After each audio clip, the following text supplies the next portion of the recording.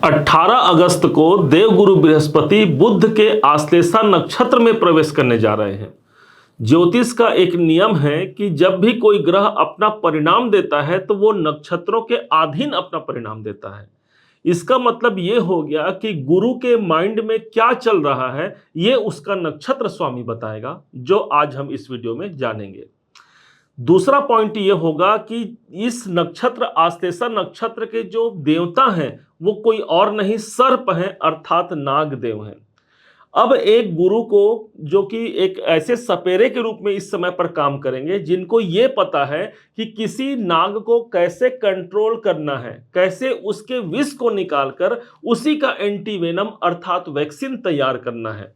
इसका मतलब साफ है कि कुछ राहत के वैक्सीन सबसे ज्यादा प्रभावी होकर के मीन राशि को प्राप्त होने जा रहे हैं 31 अक्टूबर 2026 तक के। दो ऐसे उपाय आपको बताएंगे जो कंप्लीट आपके इस लॉजिकल उपाय से मैच करेगा। कर लीजिएगा, क्या पता एक छोटे से उपाय से आपका काम पूर्ण हो जाए। चलते हैं प्रेडिक्शन पर चलते हैं। आपके ठीक मीन राशि के पंचम भाव पर देवगुरु बृहस्पति आपको दिख रहे होंगे। 4 नंबर की राशि कर्क राशि पर उच्च के अवस्था पर ये मौजूद हैं, जो 12 साल में एक बार ये उच्च होते हैं और उसी 12 साल में एक बार ये इसी नाग के नक्षत्र पर प्रवेश करते हैं। बड़ी बात ये हो गई कि ठीक 17 तारीख को नाग पंचमी का योग रहेगा और ठीक अगले दिन 18 तारीख को ही ये नाग के नक्षत्र पर प्रवेश करेंगे। याद रखिएगा, ये कोई नॉर्मल गोचर नहीं बल्कि ये कोई दैवीय योजना है जो आपके लिए प्रभावी होने जा रहा है राहत के वैक्सीन के रूप में। पंचम भाव प्रभावी होना, इसका मतलब हमको एक क्लियरिटी आएगी।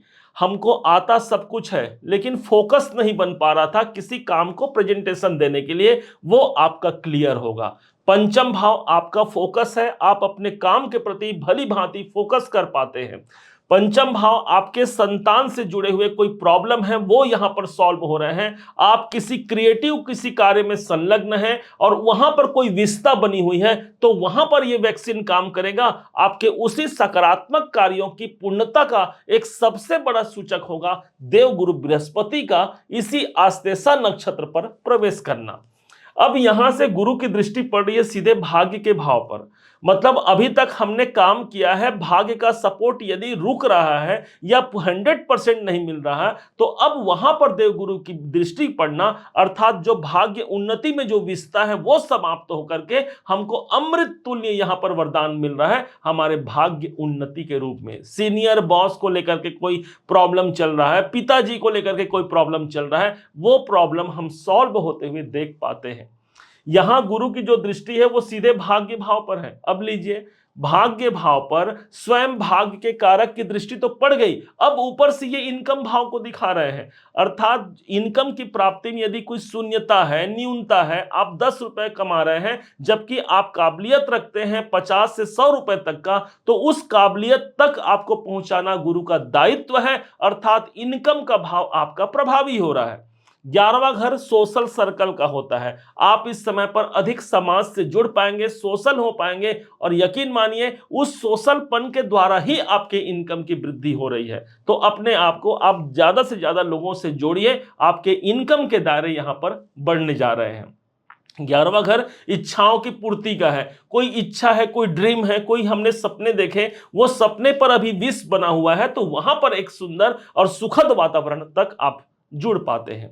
अब सबसे बड़ी घटना और वो होगा गुरु की दृष्टि का पड़ना, कहीं और नहीं स्वयं मीन राशि पर गुरु की दृष्टि पड़ रही है। याद कीजिए, यहीं पर जब शनिदेव आए हैं इसका मतलब हमको 7.5 भी चल रहा है। अब यहां पर शनिदेव तो है, शनिदेव स्वयं एक सर्प है। कैसा सर्प? हम ज्योतिष में नागदेव सर्प मानते हैं शनि को, जिसमें से ऊपर का जो हिस्सा होता है, जो फन होता है, वो राहु है और नीचे का भाग केतु है और कंप्लीट जो सांप होता है वो शनि है। एक जहर को जहर ही काट सकता है। ठीक इस समय पर गुरुदेव जहर के राशि पर है या उसके नक्षत्र पर है, और उनकी दृष्टि का पड़ना शनि के से संबंधित यदि हम प्रॉब्लम फेस कर रहे हैं, जो हमारे स्वास्थ्य की प्रॉब्लम हो सकती है, या फिर शनि हमारा कर्म है, कैरियर को लेकर के वो सजगता, वो प्रारूपता नहीं आ रही है, वो निरंतरता नहीं बन पा रही है अपने कैरियर को लेकर के, तो यहां पर आप अपने कर्म क्षेत्र को निरंतरता की ओर आगे बढ़ते हुए देख पाते हैं।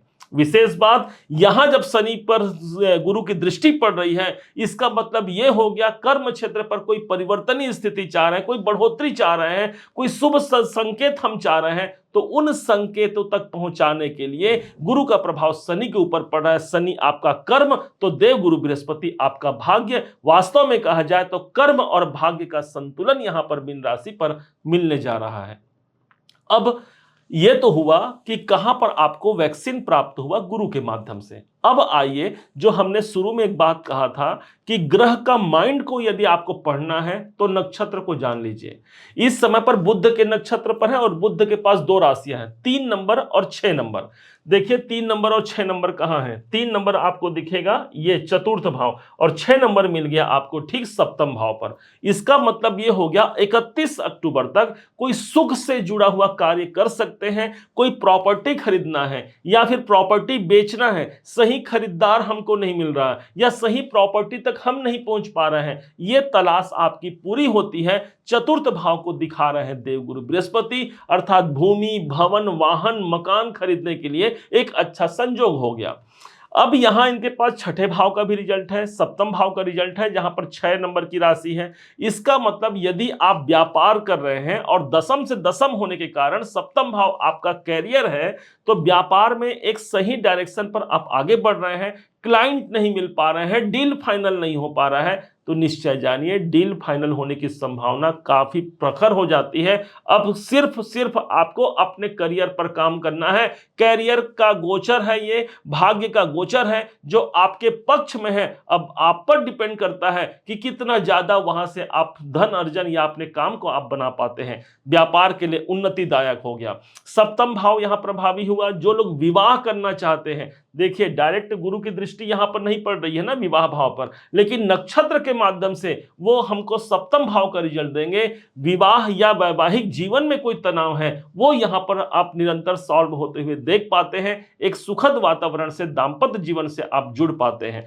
पति या पत्नी के कैरियर के लिए कोई काम करना है, वहां पर आप काम कर सकते हैं। उनके जीवन पर भी एक सुचारू और सही डायरेक्शन जो हमको चाहिए, इस गोचर के माध्यम से निकल के आ रहा है। ध्यान रखिएगा, मीन राशि के स्वामी स्वयं देव गुरु बृहस्पति बनते हैं, और बृहस्पति ही इस समय पर नाग के विष को समाप्त करके आपके जीवन में अमृत वर्षा या अमृत का वरदान करने जा रहे हैं।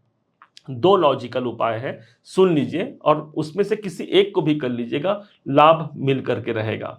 पहला है, गुरु बुध के नक्षत्र पे जा रहे हैं। गुरु पीला रंग है और बुध हरा है। दुर्वा है ना, जो घास है, दुर्वा निकालिएगा और उस दुर्वा में आप हल्दी का लेपन लगा करके भगवान गणपति जी में, गणेश जी में अर्पण कर लीजिएगा। विघ्न हरण मंगल करण कहा गया है भगवान गणेश जी को, तो जीवन में जो विघ्न बाधाएं आ रही हैं वो चली गई। और इस लॉजिकल उपाय से हमने इस समय को महत्वपूर्ण समय में परिणित कर दिया। दूसरा उपाय के रूप में, चूंकि नाग के नक्षत्र पे जा रहे हैं और ठीक महादेव पर के गले पर हमेशा नाग विद्यमान होता है, इसलिए सोने, चांदी, लोहा, तांबा, पीतल, इनमें से कोई भी आपके सामर्थ्य के अनुसार एक नाग ले लीजिएगा और उसे किसी सोमवार के दिन शिवलिंग में अर्पण करके महादेव पर जलाभिषेक कर दीजिएगा। निश्चय जानिए जो आपकी प्रार्थना है महादेव स्वीकार कर लेंगे। भावी मेट सकत त्रिपुरारी, जो हमारे दुर्भाग्य हैं उनको सौभाग्य में परिणित करा देने का सामर्थ्य एकमात्र महादेव में है, और इस लॉजिकल उपाय से उसी कृपा को, उसी सौभाग्य को आप भली भांति प्राप्त कर पाएंगे। उम्मीद है आप सबने इसे समझा, आप सबने इसे जाना है। यदि आपने इसे समझा है, जाना है, और मेरे समझाने का प्रयास यदि आपको सार्थक लगा हो, मेरे समझाने का तरीका यदि आपको सार्थक लगा हो, तो हर बार की भांति इस बार भी अपना प्यार भरा लाइक और कमेंट करना कभी मत भूलिएगा। और हाँ, यदि अभी तक आपने चैनल को सब्सक्राइब नहीं किया है, सब्सक्राइब जरूर कीजिएगा। पुनः एक बार फिर आप सभी का दिवस बहुत मंगलमय हो। इन्हीं शुभकामनाओं के साथ जय श्री राम।